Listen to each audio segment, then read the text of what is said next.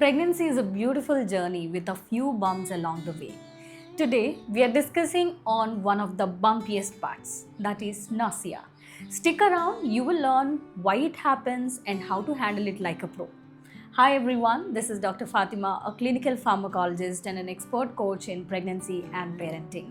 Welcome to our channel 9 Mantras and thanks for being part of our mission to educate million moms and moms to be.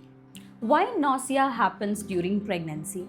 Nausea during pregnancy, often called as morning sickness, it's incredibly common. It affects up to 80% of pregnant women. Despite its name, it can occur at any time of the day. Let's explore the main reasons like why it happens. The primary culprit here is the rapidly increase in HCG hormone.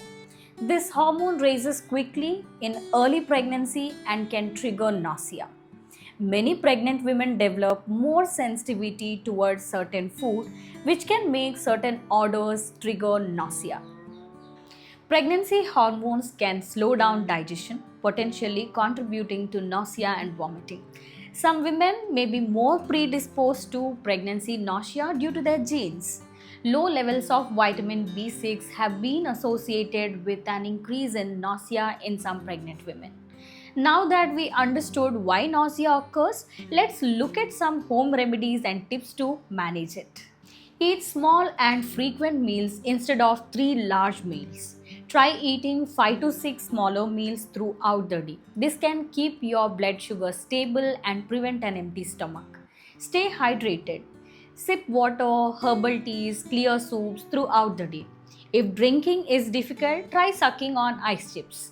Choose bland foods, the brat diet, banana, rice, applesauce, toast. This can be helpful. Other options include crackers, plain pasta, baked potatoes, whichever you feel comfortable. Ginger is known for its anti-nausea property. Ginger can be consumed as tea, candies, or capsules. Always consult your doctor before you take any supplements. Peppermint tea or candies may help you to overcome stomach upset. The scent of lemon can be refreshing and may help you reduce nausea. Try adding a slice of lemon to your water or try just smelling the fresh lemon. Acupressure wristbands apply pressure to a point on your inner wrist which may help in reducing nausea. Get plenty of rest as fatigue can worsen nausea, so ensure that you are getting enough sleep. Identify and avoid the foods, smells, or activities that trigger your nausea. Open windows or just go for a short walk to get that fresh air which can help you manage this nausea. If home remedies aren't providing enough relief, don't hesitate to speak to your doctor. They may recommend vitamin B6 supplements. This can help in reducing nausea in some women. Doxylamine, an OTC medication which is an antihistamine, when combined with vitamin B6 can be effective against nausea and is safer choice too. In severe cases, your doctor may prescribe anti-nausea medications that are safe for use during pregnancy. If vomiting is severe and leading to dehydration, you may need IV infusions to rehydrate. Remember, don't take any medications without prescription. Pregnancy is a special case where every medication is checked for its safety profile before prescribing. Please like, share and subscribe to this channel if you found this content helpful. Don't forget to click the bell icon. I get a lot of questions on this particular topic, so let me put forth a few of the interesting ones today. Is it true that having more nausea means a healthier pregnancy? This is a common belief and there is actually some truth to it. Studies have shown that women who experience nausea vomiting during pregnancy are less likely to miscarry. This is thought because nausea is often a sign of high hormonal levels, particularly the HCG, which is crucial for maintaining pregnancy. However, it's important to note that every pregnancy is different. Many women have perfectly healthy pregnancies with no to little nausea, while others may experience severe nausea that require medical attention. The absence of nausea doesn't necessarily indicate a problem, just as severe nausea doesn't guarantee a healthier pregnancy.